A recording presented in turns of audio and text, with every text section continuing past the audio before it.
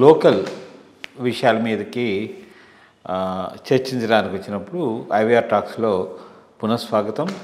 అందరికీ శ్రీరామనవమి శుభాకాంక్షలు. మన వరకు శ్రీరామనవమి అంటే అందరూ భద్రాచలం వైపు చూసేవాళ్ళు. ఎందుకంటే అనాది కాలం నుంచి మన అందరికీ తెలుగు వాళ్ళగా మనకి పరిచయమైనటువంటి శ్రీరామనవమి పండుగ భద్రాచలంలో చాలా చక్కగా చేసుకోవడం, అందరూ వీటిని వీక్షించడం, తర్వాత వినడం, రాముల వారి గురించి తెలుసుకోవడం అనంత. బట్ ఇప్పుడు 500 సంవత్సరాల తర్వాత ఈ మాట శ్రీరామనవమి రాములు వారు పుట్టినటువంటి అయోధ్యలోనే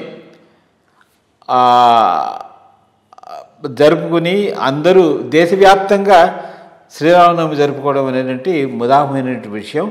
సో అట్లాంటి శ్రీరామనవమి శుభాకాంక్షలు చెప్పుకుంటూ మన ఇంకా లోకల్ విషయాలకు వస్తే, రాజకీయాల్లోకి వస్తే, మరి last week second week off ఏప్రిల్లో క్యాంపెయినింగ్లో మరి జగన్ గారి మీదకి ఏదో విసరడము, ఆయన కళ్ళకి దెబ్బతినడం, దాన్ని ఒక పెద్ద రాద్ధాంతం చేశారు. మరి అది దాంట్లో నిజానిజాలు ఎంతవరకు అనేది మనకు తెలియదు. తర్వాత ఈ ఎలక్షన్స్ కూడా నామినేషన్స్ అన్నీ అయిపోయాయి. సో ఆంధ్రాలో ముఖ్యంగా చూసుకుంటే మరి ఎన్డీఏ అలయన్సు, మరి ఈ వైఎస్ఆర్సిపి, ఈ రెండింటి మధ్య పోటాపోటీ జరుగుతుందని అనుకోవచ్చు. సో దీని మీద ఈ రాజకీయ పార్టీల్లో చూస్తుంటే కొంచెం మనకి వినడానికే వాళ్ళ స్పీచ్ చాలా ఇది దిగుసాకరంగా ఉంది. అంటే ఒక సామాన్యంగా మానవులు మనం మాట్లాడుకునే పద్ధతిలో ఈరోజు రాజకీయాలు ముఖ్యంగా ఆంధ్రప్రదేశ్లో జరగట్లేదు. సో ఈ జగన్ ఉదాంతం, అట్లాగే ఇప్పుడు మరి నామినేషన్స్ కంప్లీట్ అయ్యాయి. తర్వాత రియల్గా మరి ఎన్డీఏలో ఒకరికొకరు సహాయం చేసుకుంటున్నారా లేదా, ఈ ఇంపాక్ట్ ఎట్లా ఉంది పవన్ కళ్యాణ్ది అనే దాని మీద ఒక చిన్న ప్రధానంగా మొన్న రాయి విసరటం తగలటం గురించి మాట్లాడితే 1967 ఎలక్షన్ క్యాంపెయిన్ మిసెస్ గాంధీది గుర్తుకొస్తుంది. అప్పుడే ఆమె జస్ట్ 66లో అనుకుంటా ప్రైమ్ మినిస్టర్ అయింది. ఇంకా నిలదొక్కోలేదు. నిలదొక్కోని టైంలో 67 ఎన్నికలకు ప్రచారానికి భువనేశ్వర్కి పోయింది. భువనేశ్వర్లో ఆమె స్పీచ్ మొదలుపెట్టినప్పటి నుంచి అక్కడ ఒక గ్రూప్ తయారయ్యి ఆమెను హెకిల్ చేయటం మొదలెట్టారు. హెకిల్ చేస్తూ రాళ్ళు రువ్వటం మొదలెట్టారు. రాళ్ళు రువ్వుతూ ఉంటే చుట్టూ ఉన్న సెక్యూరిటీ ఆమెను వేదిక దిగిపోవాల్సిందిగా అడ్వైస్ చేసినా వెళ్ళలేదు, ఉన్నది అక్కడనే ఉంది. ఓ రాయి వచ్చి ఆమె ముక్కు తగిలింది. ముక్కు పై పెద్ద బలంగా తగిలింది. బలంగా తగిలిన ఆమె వెంటనే అక్కడి నుంచి వెళ్ళలే. ఆమె ఐస్ అడిగిందట పెట్టుకోవడానికి. ఐస్ అక్కడ లేదు. వెంటనే హ్యాండ్ కర్చీఫ్ తన బ్యాగ్లో నుంచి తీసుకొని తుడుచుకొని, ఇటువంటి వాళ్లకు మీరు ఓటేస్తారా అని ప్రజలను ఫర్దర్గా క్వశ్చన్ చేసింది. ఆ పైన అక్కడి నుంచి వెళ్ళిపోయిన తర్వాత స్టిచెస్ అవి కూడా పడ్డాయి. అక్కడితో అది ఆగిపోయింది. సో నేను అనేది ఏంటంటే, ఆ ఇన్సిడెంట్ను ఫేస్ చేయడంలోనే లీడర్షిప్ క్వాలిటీస్ బయటపడతాయి. అప్పటికి ఆమె ఇంకా ఎస్టాబ్లిష్డ్ లీడర్ కాలేదు, but she stood her ground. మరి ఇక్కడ ఈయన వెంటనే అదో పెద్ద ఇష్యూ చేసి హాస్పిటల్కి పోయి ఇదంతా దానికి ఒక పెద్ద పబ్లిసిటీ ఇచ్చి చేశాడు. ఇక్కడ 2 విషయాలు. మొట్టమొదటిది అఫ్కోర్స్ ఇదొకటి బాగా అందరూ మాట్లాడుతూనే ఉన్నాడు. ఆ పిల్లవాడు పులి అని 3వ తడవ పిలిస్తే తండ్రి రాకపోవటం అనేది అదొకటి. యాక్చువల్గా ఇట్స్ ఇంపార్టెంట్ పాయింట్. ఎందుకంటే ఇప్పుడు కోడికత్తి కేసుకు సంబంధించి చాలా డీటెయిల్స్ ఆ పైన బయటకు వచ్చాయి.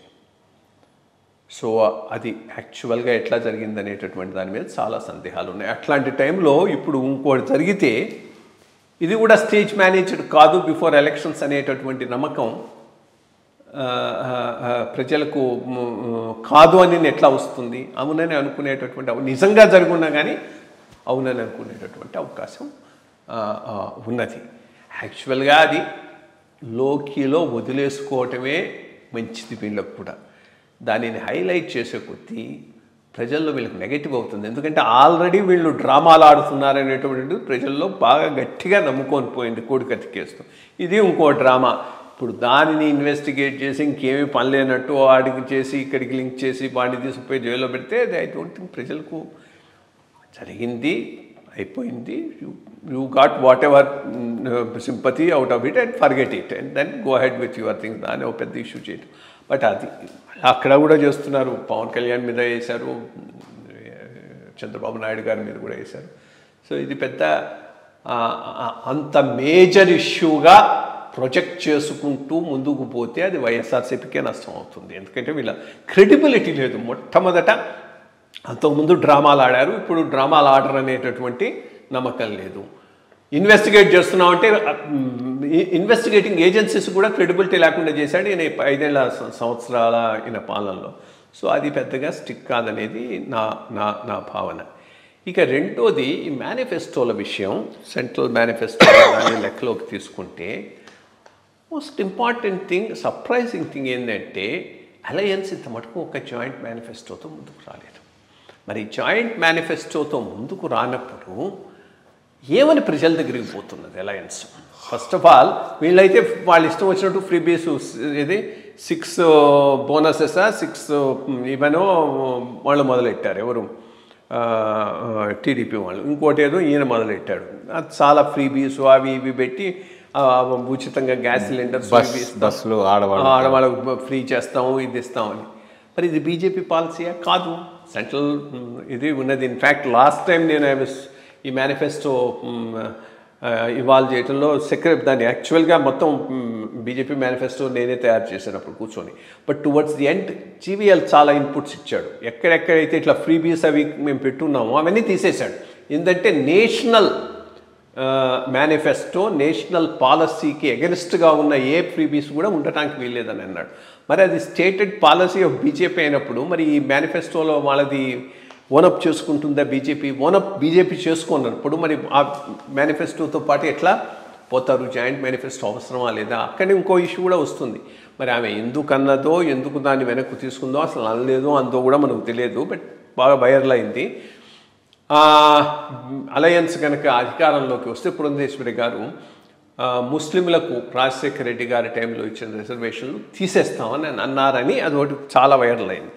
ఆ పైన ఆమె లేదు అట్లా నేను అనలేదని ఖండించింది. బట్ ఖండించాల్సిన అవసరం లేదు. యాక్చువల్గా ఉంటే అనకపోయినా అనాల్సినటువంటి విషయం. ఎందుకంటే తెలంగాణలో అది మేజర్ ప్లాంక్ ఎలక్షన్కి. ఇక్కడ రాజశేఖర రెడ్డి గారి టైంలో ముస్లిమ్స్కి ఇచ్చిన రిజర్వేషన్ను బికాస్ రిలీజియస్ బేస్డ్ రిజర్వేషన్స్కు బీజేపీ అగెనిస్ట్ కాబట్టి తీసేస్తాం, అది బీసీలకు ఇస్తామని ఇక్కడ చాలా గట్టిగా చెప్తున్నారు. మరి అది అన్డివైడెడ్ యునైటెడ్ ఆంధ్రప్రదేశ్లో తీసుకున్న decision equally applicable to Andhra Pradesh. Unless ఈ 3 పార్టీలు కూర్చొని జాయింట్ మేనిఫెస్టో మీద ఎక్సర్సైజ్ చేసి ఈ అంశాలను మనం ఈ తడవ మాట్లాడము అనే దాని మీద ఒక జనరల్ అగ్రిమెంట్కి వస్తే తప్పితే బీజేపీ పాలసీని వదులుకోవాల్సిన అవసరం బీజేపీకి ఏమున్నది? నాకు అదైతే అర్థం కాలేదు. But I think that they should take a clear stand on this. Because రేపు ఒకవేళ అలయన్స్ కనుక వస్తే 2-3 ఇష్యూస్ మీద పెద్ద డిఫరెన్సెస్ తప్పకుండా వస్తాయి. మినిమం కామన్ ప్రోగ్రామ్ లేకపోతే. బీజేపీ మొదటి నుంచి హైకోర్టు కర్నూలని కమిట్ అయి ఉన్నది. తెలుగుదేశానికి ఆ కమిట్మెంట్ లేదు. సో రేపు ఒకవేళ అలయన్స్ వస్తే మరి హైకోర్టును రాయలసీమలో పెడతారా, ఇక్కడనే ఉంచుతారా? దాని మీద ఒక క్లారిటీ అయితే అవసరం ఉన్నది. బీజేపీ కమిట్మెంటు రాజధాని వరకే, మహానగరానికి కాదు. బట్ టీడీపీ కమిట్మెంటు మహానగరానికి. మరి రేపు అధికారంలోకి వస్తే కేవలం రాజధాని వరకే పరిమితం అవుతారా? మహానగరం అని అంటే తడిసి మోపిడవుతుంది. ఆ మొత్తం ఇన్వెస్ట్మెంటు, ఆ ఫండ్స్ అన్నీ సెంట్రల్ గవర్నమెంట్ ఇవ్వాలంటే ఇవ్వదు. సో అప్పుడు మళ్ళీ బ్లేమ్ చేస్తారు, మీరు ఇవ్వలేదని మళ్ళీ అది ఎక్స్క్యూజ్ పెట్టుకుంటారు. సో దీని మీద కొంత క్లారిటీతో పోకపోతే బీజేపీకి ఫ్యూచర్లో చాలా ఈ అలయన్స్ వలన ఒకవేళ గెలిస్తే కష్టాలు వచ్చేటటువంటి, అట్లాగే ఫ్రీబీస్ ఇవన్నీ ఇస్తామని వాళ్ళు కమిట్ అవుతున్నారు. దీనికి బీజేపీ కమిట్మెంట్ ఉందా? సో ఇది చాలా ఆలోచించుకోవాల్సినటువంటి విషయం. ఐ డోంట్ థింక్ అది ఆ దిశగా వర్క్ చేయాల్సిన అవసరం అయితే ఉన్నది. ఇక ఈరోజు పరిస్థితి ఆంధ్రాలో ఎట్లా ఉంది అని అంటే, ఒకటి ఈ ఇద్దరు జగన్మోహన్ రెడ్డి గారి చెల్లెళ్ళు చేస్తూ ఉన్నటువంటి ప్రచారం బాగా వైఎస్ఆర్సీపీకి నెగిటివ్గా పోవచ్చని నేను అనుకుంటున్నాను. ఎందుకంటే మొదటి నుంచి వివేకానంద రెడ్డి చనిపోయిన తర్వాత కేస్ హ్యాండ్లింగ్లో వైఎస్ఆర్సీపీ విధానం ఫెయిర్గాను ట్రాన్స్పరెంట్గాను లేదని చెప్పాలి. సో ఏదో దాస్తున్నారు, ఏదనేది మనకు తెలియదు కానీ మొత్తం మీద ఏదో దాస్తూ ఉన్నారు. దాని మీద ఇప్పుడు ఫ్యామిలీలో వాళ్ళే వచ్చి దానిని పెద్ద ఇష్యూ చేస్తూ ఉన్నారు కాబట్టి అది తప్పకుండా దాని ఇంపాక్ట్ నెగిటివ్గా ఉంటుంది. ఇక అలయన్స్ స్టిక్ కాకపోబట్టి రెండోది మోర్ దాన్ అలయన్స్ స్టిక్కింగ్ ఒక మెసేజ్ అయితే పోయింది. అది బీజేపీ కానీ జనసేన కానీ తెలుగుదేశం కానీ, అఫ్కోర్స్ తెలుగుదేశం అనుకో, బీజేపీ జనసేన పూర్తిగా తెలుగుదేశం ఆక్రమించేసింది. వాళ్ళ ఇంట్రెస్ట్ ఆక్రమించేశాయి, వాళ్ళ ఇంట్రెస్టే దీన్ని రన్ చేస్తున్నాయనేటటువంటి మెసేజ్ అయితే ప్రజలకు బాగా పోయింది, ఎస్పెషలీ పోతిన మహేష్ ఉదంతం తర్వాత. సో అది ఎట్లా ప్రజలు వ్యూ చేస్తారు? బికాస్ ఆ మెసేజ్ గట్టిగా కనుక ప్రజల్లోకి పోతే కొంత వైఎస్ఆర్సీపీకి గెయిన్ అయ్యేటటువంటి అవకాశం ఉంది. ఎస్పెషలీ బీసీ కన్సాలిడేషన్ అది మనకు అనుకూలంగా జరిగేటటువంటి అవకాశం ఉంది. ఈ రెండింటిని మించి ఒక major issue which can impact elections, voter లిస్టులు తీసేయించారు అనేది ఒకటి అప్పుడు చాలా పెద్ద ఇది జరిగింది. అది ఎంతవరకు నిజం, ఎన్ని పోయినాయి, మళ్ళీ వాళ్ళందరూ ఓటర్స్గా నమోదైనారా, ఏదైనా ఫ్రాడ్ ప్లే అయిందా? ఫ్రాడ్ ప్లే అంటే చాలా చాలా ఇంపాక్ట్ చేసేటటువంటి అవకాశం ఉంది. ఇవన్నీ కూడా డిసైడ్ చేస్తాయి. బట్ ఎనీ కేస్ నిన్న వాళ్ళే నామినేషన్స్ మొదలైనాయి. అసలు సీన్ ఇప్పటి నుంచి మొదలవుతుంది. ఇప్పటిదాకా ఇన్ఫ్యాక్ట్ కాస్త ప్రొలాంగ్డ్ అనే చెప్పాలి. ప్రొలాంగ్డ్ ఏమనాలి, క్యాంపెయిను, ప్రొలాంగ్డ్ సిస్టమ్ ఇప్పటి నుంచి మొదలు కావాలి అసలు హీటు. బట్ ఆల్రెడీ మనం పీక్కి వెళ్ళిపోయినాం. సో చూడాలి నెక్స్ట్ 15-20 రోజుల్లో ఏ రకంగా పోతుందో దాని మీద ఆధారపడి రిజల్ట్స్ ఉండే అవకాశం. మంచి విషయాలు చెప్పారండి.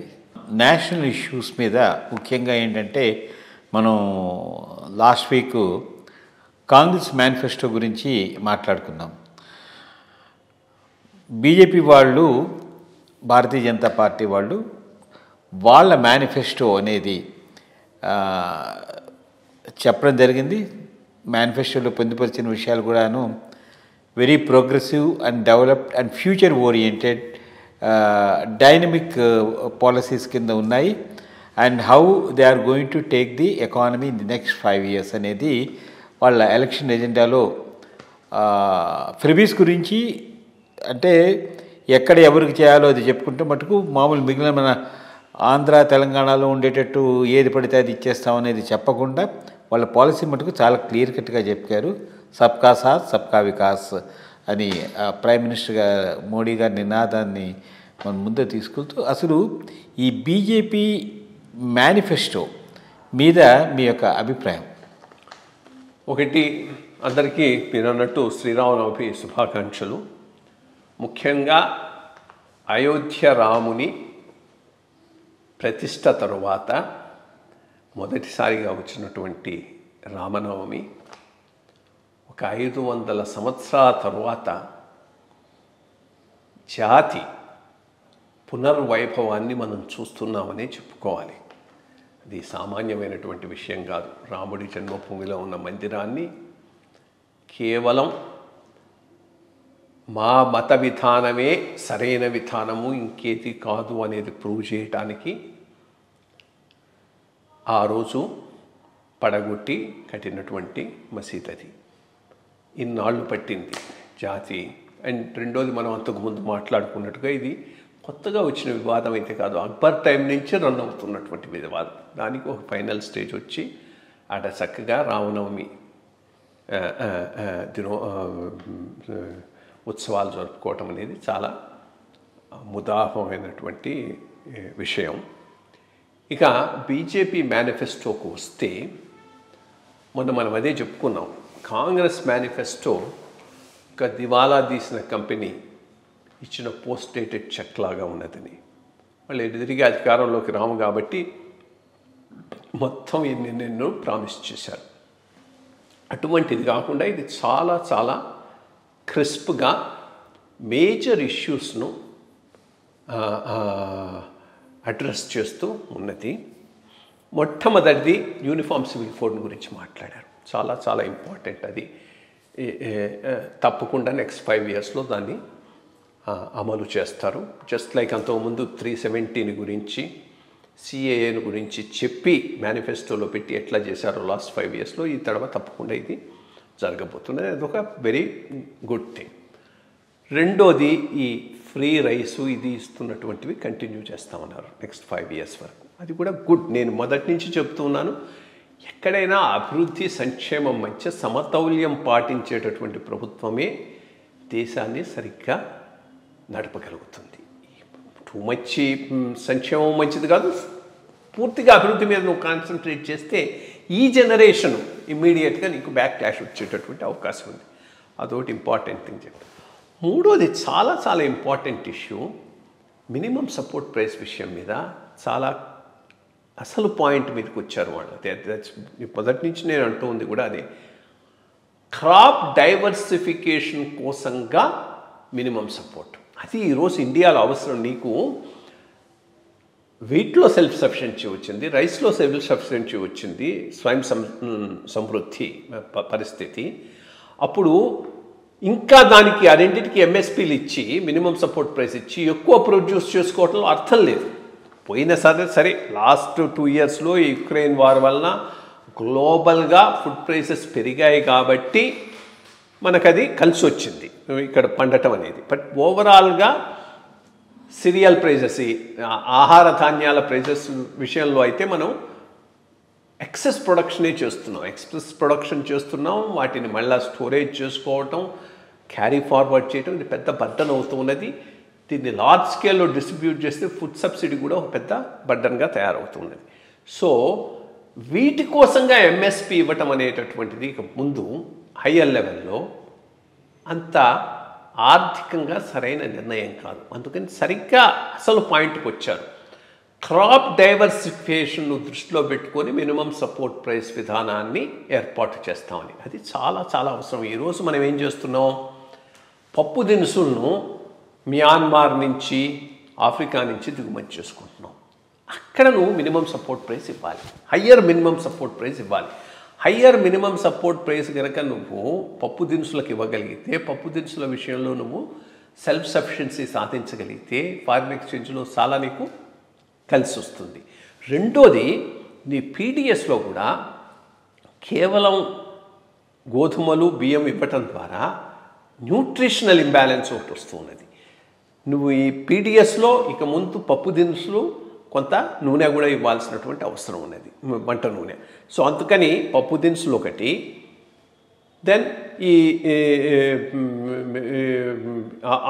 ఆయిల్ సీడ్స్, గోధుమ, వేరుశనగ, సన్ఫ్లవరు, వాటికి మినిమం సపోర్ట్ ప్రైస్ పెంచి దీనికి పెంచకుండా ఉంచితే అప్పుడు ప్రజలు ఏమవుతారు, వీటి నుంచి డైవర్ట్ అయిపోయి వాటిని ఎక్కువ వేస్తారు. అవి మనకు కావాలి, అక్కడ ఫారిన్ ఎక్స్చేంజ్ మనం సేవ్ చేసుకోవచ్చు. రెండోది, న్యూట్రిషనల్గా కూడా ప్రజలకు సరైన ప్రైస్ కనుక ఇవి దొరకగలిగాయంటే స్టాండర్డ్స్ పెరుగుతాయి. సో ఆ అంశాన్ని చాలా చాలా ఇంపార్టెంట్ అంశాన్ని చాలా చక్కగా వాళ్ళు దీంట్లో పెంచారు. ఇక సరే, ఇంటింటికి విద్యుత్ ఫ్రీ అన్నాడు, చాలా క్లవర్గా చెప్పాడు అక్కడ కూడా. ఇది ఎటు తిరిగి సూర్యఘర్ అనే స్కీమ్ కింద అన్ని ఇండ్లకు సోలార్ ప్యానెల్స్ పెట్టే విధానాన్ని అమలు చేయబోతున్నారు. లార్జ్ స్కేల్లో జరగబోతుంది. జరిగితే ఆటోమేటిక్గా కరెంట్ కన్సంప్షన్ తగ్గిపోతుంది. సో ఫ్రీ ఎలక్ట్రిసిటీ విలేజ్ రావటం జరుగుతుంది. ఇక ప్రధానంగా ఆయన అదే చెప్తూ ఉన్నాడు కదా, నాకు 4 కాస్ట్స్ ఉన్నాయని. ఒకటి విమెన్, ఇంకోటి పూరు, 2 వాళ్ళను టార్గెట్ ఏరియాను ఫోకస్లో పెట్టుకొని చక్కగా చేసినటువంటి మేనిఫెస్టోగానే నేను దీన్ని కన్సిడర్ చేస్తాను. సరే, digital expansion, physical infrastructure, social infrastructure, ఇవన్నీ మెన్షన్ చేశారు. జరుగుతూ ఉన్నాయి. ఆన్గోయింగ్ స్కీమ్స్ను ముందుకు తీసుకుపోవటం అవుతుంది. బట్ 2 ఐ థింక్ కొద్దిగా పెట్టుంటే బాగుండేది. మరి ఇది డ్యూరింగ్ ది కోర్స్ చేస్తారా? ఒకటి ప్రధానమైనటువంటిది, మన రాజ్యాంగాన్ని ఏర్పాటు చేసినప్పుడు అందరినీ సమానంగా ట్రీట్ చేయకుండా మైనారిటీస్కు స్పెషల్ ప్రొవిజన్ కల్పించడం. ఇక్కడ మైనారిటీ 10%, 20% కొన్ని ప్రాంతాల్లో ఉన్న ప్రజలు మైనారిటీ అంటే అర్థం లేదు, వాళ్లకు స్పెషల్ ప్రొవిజన్స్. అది ఒకటి కాన్స్టిట్యూషనల్గా తీసేసే విధానాన్ని పెట్టుకొని ఉంటే బాగుండుండేది. మరి అది ఎందుకని ఆలోచించలేదో, మరి దాన్ని ఆ పైన చూస్తారా, అది చాలా చాలా ఇంపార్టెంట్. ఎందుకంటే ఎస్పెషలీ వీళ్ళు అంటున్నట్టు 400 అది కనుక వచ్చి కాన్స్టిట్యూషన్ను మార్చుకునేటటువంటి పరిస్థితి బీజేపీకి ఉంటే ఫస్ట్ చేయాల్సిన వాటిలో అది ఒకటి వస్తుంది. సో అదొకటి మిస్సింగ్. రెండోది ఎన్ఆర్సీ ఒకటి, నేషనల్ రిజిస్ట్రీ ఆఫ్ సిటిజన్షిప్, దాని గురించి మెన్షన్ చేయలేదు. మరి అది చేస్తారా చేయదు, చాలా ఇంపార్టెంట్. బికాస్ ఇల్లీగల్ ఇమిగ్రేషన్ చాలా చాలా మేజర్ ప్రాబ్లం భవిష్యత్తులో ఇండియాలో క్రియేట్ చేసేటటువంటి అవకాశం ఉంది. సో దాన్ని దృష్టిలో పెట్టుకొని దీని మీద దృష్టి పెట్టాల్సినటువంటి అవసరం అయితే ఎంతైనా ఉన్నది. But it's a welcome manifesto. వాళ్ళది అన్ని క్యాస్ట్ సెన్సస్ చేస్తాము, ఇది చేస్తాము, డివిజివ్ అండ్ ఇర్రెస్పాన్సిబుల్ మేనిఫెస్టో కాంగ్రెస్ది అయితే డిగ్నిఫైడ్, రెస్పాన్సిబుల్, ఇంప్లిమెంటబుల్ మేనిఫెస్టో బీజేపీదిగా నేను పరిగణిస్తూ ఉన్నాను. లెట్స్ హోప్ ఈ మేనిఫెస్టో రేపు ఎలక్షన్స్లో ఏ విధంగా పార్టీ అనుకున్న స్థాయికి మించి సీట్లు వస్తాయనేది చూద్దాం. మంచి వివరణ ఇచ్చారు, థ్యాంక్స్. ఇంకొకటి జస్ట్ పెద్ద ఇదే కాకపోయినా మోడీ గారు మొన్న బీహార్లో తేజస్వి యాదవ్ ఏది నవరాత్రి టైంలో ఆ ఫిష్ని తీసుకుని తినడం, దాని మీద సరైన పద్ధతి కాదు అని చెప్పి చాలా పెద్ద వివాదాస్పదంగా అయిపోయి వైరల్ అయిపోయింది. దీని మీద మోడీ గారు చేసిన కామెంట్ ఏమిటి, అసలు దాని యొక్క ఇంపాక్ట్ ఎట్లా ఉంది అనేది ఒకసారి చెప్పండి. ఇది ఒక నెట్వర్క్ ఉంది, ఈ అదే ల్యూటినస్ నెట్వర్క్ అంటాం కదా. ఎక్కడ ఏ రకంగా ఆయన మాటలను ట్విస్ట్ చేసి వైరల్ చేసి ఒక ఇంప్రెషన్ క్రియేట్ చేద్దామని 24 గంటలు చూస్తూ ఉంటారు. ఆయన అన్నది ఒకటి, వీళ్ళు చేసింది ఒకటి. ఎస్పెషల్లీ వాళ్ళ రాజదీప్ సర్దేశాయి అసలు టోటలీ ఇర్రెలవెంట్ ఇష్యూస్ని తీసుకొని సిద్ధరామయ్య దగ్గరికి పోయినాడు, ఆయనతో పాటు రాగి ముద్ద చికెను తిన్నాడు, దాన్ని పెద్ద పబ్లిసైజ్ చేశాడు. అవసరం లేదు, తినొచ్చు. పాయింట్ ఈజ్ నవరాత్రులు ఉత్తర భారతంలో చాలా ప్రాధాన్యం సంతరించుకున్నటువంటి పీరియడ్. ఎవరు నాన్ వెజ్ ముట్టరు, కాస్త పద్ధతిగా ఒక పద్ధతిగా అందరూ ఉంటారు. సౌత్లో ఆ రకమైన అసలు నవరాత్రే లేదు. మనకు చైత్రంలో ఉగాది జరుపుకుంటాం, మళ్ళీ శ్రీరామనవమి జరుపుకుంటాం, కానీ ఈ మధ్యలో నవరాత్రులను పాటించేటటువంటి విధానం మనకు లేదు. సో మన సిస్టమ్ మనకు ఉంది, దాన్ని ఎవడు కాదంటం లేదు, కానీ దాన్ని పెద్ద ఇది చేసి చెప్పాల్సినటువంటి అవసరం కూడా లేదు.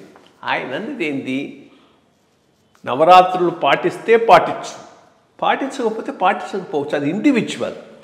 కానీ అది ఏదో నువ్వు గొప్ప దానిని చేస్తున్నట్టుగా దానిని ఒక ఇది చేసి వీడియో తీసి పెట్టి ప్రొవోక్ చేయాల్సిన అవసరం ఏమున్నది. ఇది మొఘలాయి మైండ్ సెట్ను తెలియజేస్తూ ఉన్నది. వాళ్ళు ఏదో ఆక్రమించుకోవడంతోనే పోకుండా అన్ని టెంపుల్స్ను పడగొడతాం, అది చేస్తాం అని చేశారు కదా, ఆ రకంగా ఉంది నువ్వు చేస్తున్న పని అని అన్నాడు.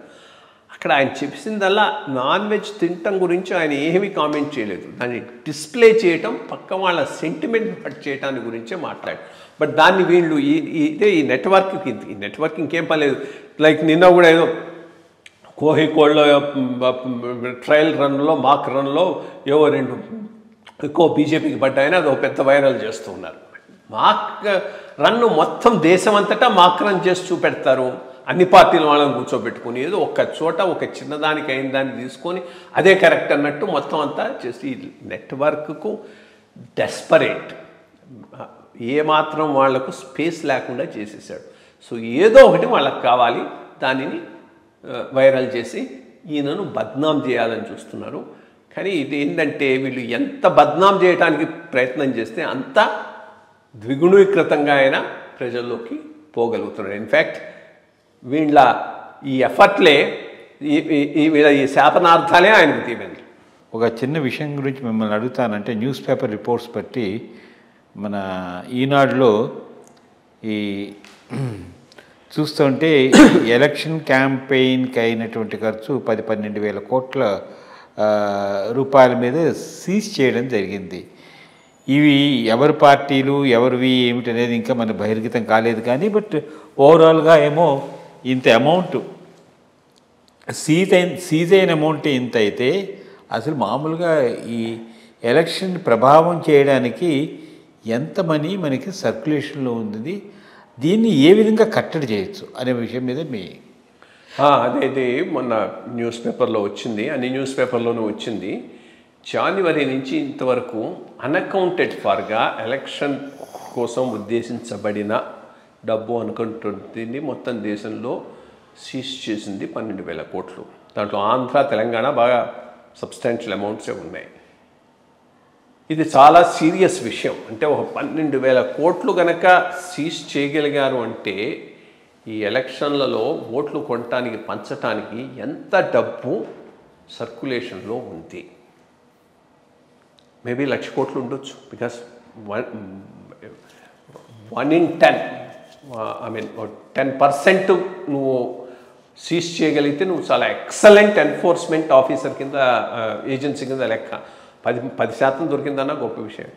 ఎందుకెందుకు మనం నిన్న తెలంగాణలో ఇదేది మునుగోడులో జరిగిన ఎలక్షన్లో ఎంత పంచారో చూచాం కదా. ఇది పెద్ద విచ్చలవిడైపోయింది. ఇది ప్రజాస్వామ్యానికి అవహేళన చేస్తున్న విధానంలాగానే ఉంది. ఇంత పెద్ద ఎత్తున ఎలక్షన్లలో డబ్బులు పంచటం అనేటటువంటిది. బట్ దీన్ని ఒక రకంగా ఎలక్షన్ కమిషన్ సరిగ్గా గనక దీని మీద దృష్టి సారిస్తే దీన్ని నియంత్రించడానికి ఇది ఒక అవకాశం కింద ఉపయోగించుకోవచ్చు. ఎలక్షన్ కమిషన్ ఏం చేయబల్ల ఒక జనరల్ సర్క్యులర్ అన్ని స్టేట్స్కు ఈ ఎలక్షన్ టైంలో సస్పెక్టెడ్ ఏదైతే డబ్బు ఓటర్లను ఓట్లు కొనటం కోసంగా ఉపయోగించటానికి అని సస్పెక్ట్ చేసి సీజ్ చేసిన డబ్బునంతా మా పర్మిషన్ లేనిది ఎవరు కూడా తిరిగి ఇవ్వటానికి వీల్లేదని ఒక సర్క్యులర్ ఇచ్చి ఎలక్షన్స్ కాగానే ఒక 3-man కమిటీయో 2-man కమిటీయో హై లెవెల్లో వేసి వాళ్ళు స్క్రూటినైజ్ చేసి రికమెండ్ చేయండి డబ్బులు వెనక్కు తిరిగి ఇచ్చే పరిస్థితి లేకుండా చేయగలిగితే ఇది కట్టడి అవుతుంది. అప్పుడు ఏంటి, సాధారణ ప్రజలకు ఇన్కన్వీనియన్స్ కాకుండా లిమిట్ పెట్టవచ్చు. 50 లక్షలు 60 లక్షల కన్నా తక్కువ సీజ్ అయినటువంటివి వెనక్కు తీసే ఇచ్చేయమనవచ్చు. దాంట్లో ఎవరో అది కూడా ఎలక్షన్లకే అయి ఉండొచ్చు. పోనీ 10 మందిలో వాడు మంచివాడైనా కానీ వాళ్ళు పోతారు, దానివల్ల పెద్ద ఇంపాక్ట్. బట్ 1 కోటి కన్నా ఎక్కువ సీజ్ అయినవన్నీ కూడా ఈ కమిటీ ద్వారా పోవాలనేటటువంటిది పెడితే ఏదేమన్నా 2 జరుగుతాయి. ఒకటి, నెక్స్ట్ ఎలక్షన్స్కు ఈ రకంగా డబ్బులు తీసుకుపోవడానికి పంచడానికి భయపడతారు. ఎందుకంటే సీజ్ అయితే మళ్ళీ వస్తుందన్నటువంటి నమ్మకం ఉండదు. కాబట్టి ఇప్పుడు సిస్టము ఇవన్నీ తీసుకుపోయి ట్రెజరీలో పెడతారు. ఎలక్షన్లు అయిన తర్వాత వీడు పోయి ఏదో కారణం చూపెట్టి అందువల్ల నా డబ్బు నాకు ఇచ్చేయండి అంటారు. ఎవరి నుంచి సీజ్ చేసింది అక్కడ రాసి ఉంటుంది కాబట్టి వాడికి ఆ డబ్బులు తిరిగి ఇచ్చేస్తారు. ఆ సిస్టమ్ ఉన్నంత వరకు ఈ డబ్బులు రొటేట్ అవుతూనే ఉంటాయి. ఆ సిస్టమ్ను కట్ చేయాల్సిన అవసరం అయితే ఎంతైనా ఉన్నది ఓన్లీ ఎలక్షన్ కమిషన్ చేయగలదు. చేసే అధికారం కూడా వాళ్ళకు ఉన్నది. చేయదలుచుకుంటే చేస్తే బాగుంటుందని నేను అనుకుంటున్నాను. అదేను మీరు ఒక పాయింట్ చెప్పారు. ఇప్పుడు అఫీషియల్గానే మనకి 12 crores of rupees 12,000 crores మనకి దొరికినప్పుడు 10 times అంటే 1,00,000 కోట్లకు పైగా ఈ ఎలక్షన్స్ని ప్రభావితం చేయడానికి ఉంటుంది.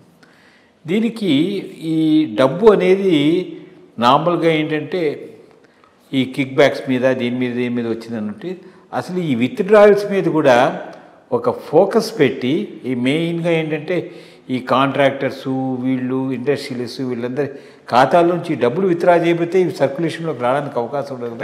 దాని మీద కూడా ఒక నిఘా అనేది పెడితే ఒక సంవత్సరం ముందర నుంచి, అంటే ఎలక్షన్స్ రాబోయే సంవత్సరం ముందర నుంచి దేనికి డబ్బులు తీశారు, ఒకవేళ డబ్బులు తీశారనుకోండి ఇండస్ట్రీ కానీ దేనికైనా అది ఇమీడియట్గా వాళ్ళు ఖర్చు పెట్టాలి. ఖర్చు పెట్టకుండా అట్లాగే క్యాష్ బ్యాలెన్సెస్ మీరు crores of rupeesలో మెయింటైన్ చేస్తారంటే చట్టం ఒప్పుకోదు కదా. సో అట్లాంటి హేతుబద్ధమైన చర్య కూడా ఒకటి గవర్నమెంట్ పూనుకుందనుకోండి, కొంచెం మనకి క్యాష్ సర్ప్లస్ అనేది ఉండకపోవచ్చేమో. తప్పకుండా మంచి మంచి ఆలోచన. యాక్చువల్లీ ఆ పంథాలో 2029 లోపల ఈ ప్రభుత్వం చర్యలు తీసుకున్న ఆశ్చర్యపోవాల్సిన అవసరం లేదు. ఎందుకంటే క్యాష్లెస్ సొసైటీ, క్యాష్ను తగ్గించాలి అనే దాని మీద ఫోకస్డ్గా ఉన్నది నిర్మలా సీతారామన్ గారు. సో అది కనుక చేయగలిగితే చాలా వరకు బ్లాక్ మనీ కూడా కంటైన్ అవుతుంది. మీరు అని చెప్పింది కరెక్ట్. ఇప్పుడు అంతర్జాతీయ విషయాలకు వచ్చేటప్పటికి మనకి సడన్గా లాస్ట్ వీక్ ఈ ఇరాన్ వాళ్ళు ఇజ్రాయెల్ మీద రిటాలియేటరీ అటాక్స్ చేయడం జరిగింది. దాంతో కొంచెం ఆల్రెడీ దీని గురించి మనము ప్రీవియస్ అకేషన్స్లో ఈ ఇరాన్ను ఇజ్రాయెల్ ఈ ముదురుతున్నాయి వ్యవహారాలు, ఎట్లా అవుతుంది దీనికి పరిష్కారం గురించి చూస్తుంటే సడన్గా మళ్ళీ ఇది తెర మీదకి సర్ఫేస్ అయింది. సో ఇట్లాగా చేస్తే ఇప్పుడు మళ్ళీ ఇజ్రాయెల్ రిటాలియేట్ చేస్తుందా, ఆ తర్వాత చేస్తే వాళ్ళ నెతన్యాహు వీళ్ళందరూ కలిసి ఏమైనా స్టేట్మెంట్ మనకి ఇచ్చారు. అట్లాగే ఇప్పుడు అమెరికాలో కూడా మనకి ఎలక్షన్స్ రాబోతున్నాయి. So this war between Iran and Israel is going to be a very important issue. Subsidy అయిపోతే బాగానే ఉంటుంది, లేకపోతే అమెరికన్స్ స్ట్రాటజీ ఎట్లా ఉంటుంది, మరి ఈ పీస్ టాక్స్ ఏమైనా అవుతాయా, దీని మీద మనం కొంచెం డిస్కషన్ చేసుకుంటే బాగుంటుంది. ఫస్ట్ ఆఫ్ ఆల్ ఇజ్రాయెలే మొదలుపెట్టింది దీన్ని. వెళ్ళి సిరియాలో ఉన్న ఇరాన్ కాన్సులేటు లేకపోతే అంబాసిడర్స్ ప్లేసో దానిని అటాక్ చేయాల్సిన అవసరమే వచ్చింది. మరి అక్కడ ఎవరైనా చాలా ఇంపార్టెంట్ టెర్రరిస్ట్ ఉన్నాడా, ఉంటే వాడి ఇంటెలిజెన్స్ ఉంటే దానికోసంగా పోయినారా? అటాక్ చేసినప్పుడు ఎనీ ఎంబసీ మీద ఎక్కడ అటాక్ చేసినా అది ఆ దేశం మీద అటాక్ చేసిన దాని కిందనే పరిగణిస్తారు. సో డెఫినెట్లీ ఇరాన్ నుంచి రిటాలియేషన్ వస్తుంది అని తెలిసే అటాక్ చేసింది ఇజ్రాయెల్. సో అటాక్ చేసింది అంటే దీని వెనక ఇజ్రాయెల్ ఒకటే ఉండదు, తప్పకుండా అమెరికా ఉంటుంది. అమెరికా ఏదో ప్లాన్ ఉంటుంది, ఆ ప్లాన్ ప్రకారమే ఇది నడుస్తుంది. కానీ ఇజ్రాయెల్ తనంతట తాను చేసిన పని అయితే అని నేను అనుకోను.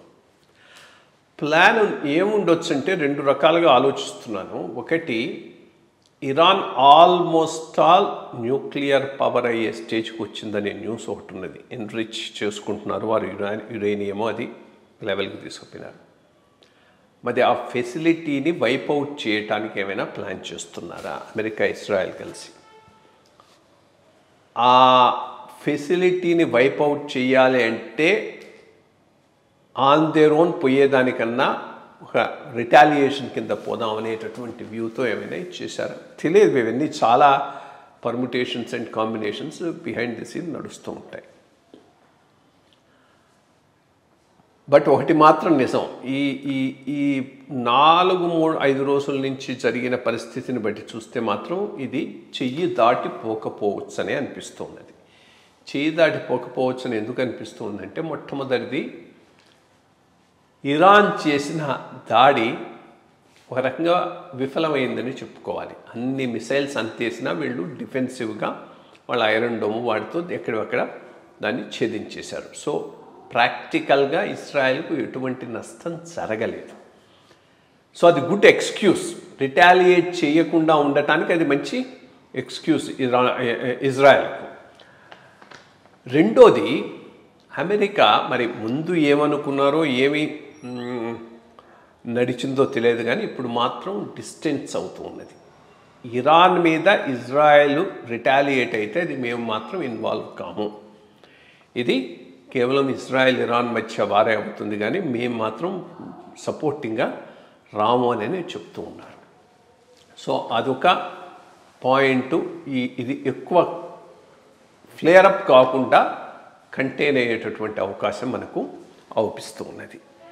ఇవి కొన్ని విషయాల్లో ఇంటర్నేషనల్గా బిహైండ్ ది సీన్ చాలా యాక్టివిటీ నడుస్తూ ఉంటుంది. For example, I think Trump టైంలో నేను అనుకుంటా, వీడు ఈ ఇరానియన్ ఆర్మడ్ గార్డ్స్ చీఫ్ ఒకటి ఉండేవాడు సిరియాలో. అక్కడ అంతా కూడా ఈ టెర్రరిస్టులను వాళ్ళను బాగా ఆర్గనైజ్ చేస్తున్నవాడు. వాడు ఇరాక్లో ఎయిర్పోర్ట్ దిగి వస్తూ ఉంటేనో ఎక్కడనో ఐడెంటిఫై చేసి కొట్టేశారు, వాడిని చంపేశారు. వాడిని చంపేసిన తర్వాత ఇట్ వాజ్ నోన్, తప్పకుండా దీనికి ఇరాన్ రియాక్ట్ అవుతుందని.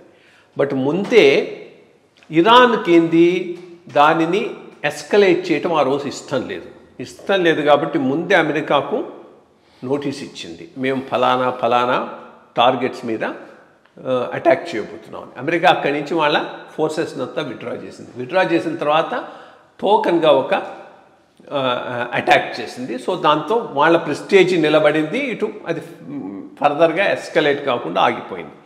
అటువంటిదే ఇక్కడ కూడా జరుగుతుందని నేను అనుకుంటున్నాను. ఇప్పుడు ఒకవేళ ఇజ్రాయెల్ రిటాలియేట్ చేసినా కానీ నామినల్గా ఉండి ఆగిపోయేటటువంటి అవకాశం ఉంది. కానీ ఎందుకంటే ఇజ్రాయెల్ సైడ్ నుంచి చూసినా ఇప్పుడు ఇరాన్తో యుద్ధం వాళ్ళకు అంత కన్వీనియంట్ కాదు. ఫస్ట్ ఆఫ్ ఆల్ వాళ్ళు ఆల్రెడీ గాజాలో గట్టిగా కూరకపోయి ఉన్నారు. ఒక పెద్ద యుద్ధం అక్కడ నడుస్తూ ఉంది. ఇటు నుంచి హిజ్బుల్లా ఒకటి వాళ్ళని అటాక్ చేస్తూ ఉన్నది. చుట్టూ అందరూ కూడా వాళ్లకు శత్రువులే. అట్లాంటప్పుడు స్పెసిఫిక్గా పెద్ద ఎత్తున ఇరాన్తో ఇప్పుడు యుద్ధం తలపెట్టేటటువంటి పరిస్థితిలో అయితే ఇజ్రాయెల్ కూడా లేదు. అదొక సేవింగ్ గ్రేస్, ఇది ఫర్దర్గా ఎస్కలేట్ కాకుండా పోవటానికి. ఈరోజు ఇది ఫర్దర్గా ఎస్కలేట్ కావటం కూడా ఇరాన్కి ఇష్టం లేదు. సో అందుకని ఇది ఇక్కడనే ఆగిపోతుంది. ఒకవేళ రిటాలియేట్ అయినా ఏదో నామినల్గా ఉండొచ్చు కానీ పెద్దగా ఉండకపోవచ్చు అని నా భావన. బట్ దీనిని ఎక్స్క్యూజ్గా తీసుకొని అదొకటి రన్ అవుతూ ఉన్నది. యూరోపియన్ యూనియను, అమెరికా ఇరాన్ మీద ఎక్కువ ఇంకా శాంక్షన్స్ వేసేటటువంటి అవకాశం ఉంది. శాంక్షన్స్ వేసి ఇరాన్ను బాగా ఎకనామిక్గా క్రిపిల్ చేయడానికి చూస్తున్నారు. బట్ ఈ శాంక్షన్స్ ఎఫెక్ట్ కూడా అంతగా ఉండకపోవచ్చు. ఎందుకంటే ఇది ఒక నెట్వర్క్ ఒకటి ఆల్రెడీ తయారైపోయింది. లాస్ట్ టైం కూడా మనం మాట్లాడుకున్నాం. రష్యా, ఇరాను, చైనా, ఇది ఒక ఆల్టర్నేటివ్ ఫోర్స్ కింద డెవలప్ అవుతున్నది. ముగ్గురికి రిలేషన్షిప్ బాగున్నది. సో ఇరాన్ వాళ్ళ ఈ శాంక్షన్స్ మిగిలిన వాళ్ళు తీస్తున్నా కానీ చైనా తీసేసుకుంటుంది వాడి క్రూడును. అట్లా ఈ చైనా మ్యానుఫ్యాక్చరింగ్ వీళ్ళకి వస్తాయి. ఎటువంటి శాంక్షన్కు ఇది కాకుండా రష్యా నుంచి వస్తాయి. సో ఆ యాక్సిస్ ఒకటి డెవలప్ అవుతూ ఉన్నది కాబట్టి వీళ్ళ శాంక్షన్స్ ఎఫెక్ట్ కూడా అంత ఎక్కువగా ఉండకపోవచ్చు అని నేను అనుకుంటున్నాను. బట్ అక్కడ రిజీమ్ చేంజ్ కోసం మాత్రం అమెరికా గట్టిగా ట్రై చేస్తూ ఉన్నది. అది రావడం కూడా ప్రపంచానికి కూడా ముఖ్యం. ఎందుకంటే అది టూ ఫండమెంటలిస్టిక్, టూ థియోక్రాటిక్, మతపరమైన మౌఢ్యపరమైన పరిపాలన ఇక్కడ నడుస్తూ ఉన్నది. అది పోయి సెక్యులర్ ఇరాన్ కనుక రాగలిగితే రీజనల్ స్టెబిలిటీ ఉంటుంది, ఇంటర్నేషనల్ స్టెబిలిటీ కూడా ఉంటుంది. అది రావడానికి ప్రయత్నాలు అయితే చేయాల్సిన అవసరం ఉంది. బట్ అది ఎంత సక్సెస్ఫుల్ అవుతాయనేది చూడాలి. అసలు అమెరికా చేసిన పెద్ద తప్పు అప్పుడు ఆ షాకు గట్టిగా సపోర్ట్ ఇచ్చి అక్కడ ఈ ఫండమెంటలిస్ట్ టేక్ ఓవర్ చేయకుండా చూచుండి ఉంటే 79-80 ప్రాంతాల్లో బాగుండేది. అన్ఫార్చునేట్ అది జరగలేదు. అప్పటి నుంచి వీళ్ళు పాతుకుపోయినారు. మతపరమైన మౌఢ్యంతో రాజ్య పాలన అక్కడ జరుగుతూ ఉన్నది ప్రస్తుతానికి. మంచి విషయాలు చెప్పారండి. Thank you.